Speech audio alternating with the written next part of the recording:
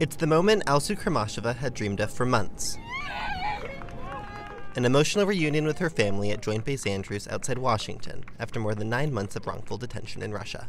I was greeted by the president and by vice president, and it was such an honor for me, but everything I could see was my daughters. A journalist for VOA sister outlet Radio Free Europe, Radio Liberty in Prague, Kurmasheva was convicted in a secret trial on charges of spreading false information about the Russian military. I was jailed for 288 days, and every minute of it is suffering. It's going through humiliation, and inmates in Russia and Belarus, they don't have any rights. Freed as part of a historic prisoner swap on August 1st, Kurmasheva traveled first to a military base in Texas and then to her home in Prague to recover. I want to enjoy my life from now on.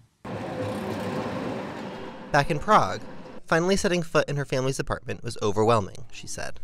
I cried. I cried for the first time since many days. I knew I would cry because it meant a lot. It was such a happy cry.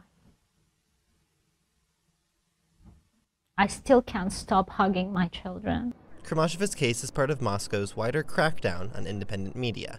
She was one of 2 American journalists the United States says were wrongfully detained in Russia.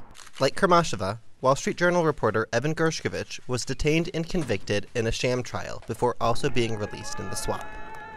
Learning that Gershkovich would walk free was emotional for Paul Beckett, who led the journal's campaign to secure the reporter's release. Tears of relief, smiles of joy.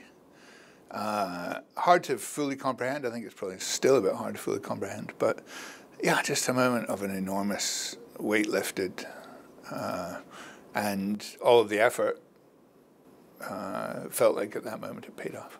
Gershkovich is doing well, despite having spent around 500 days in prison, Beckett says. It's just amazing to get a life started, or restarted. So that's what we've been focused on. I think he's taking time to decompress and just find his feet again.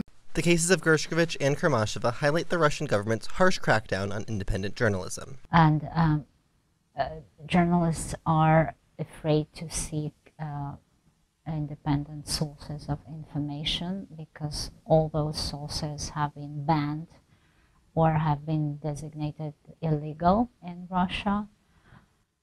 The whole society and also media has been put on survival mode. Now reunited with her family, Kurmasheva says she wants to turn her attention to political prisoners still jailed, including 3 of her colleagues at RFERL. Liam Scott, VOA News.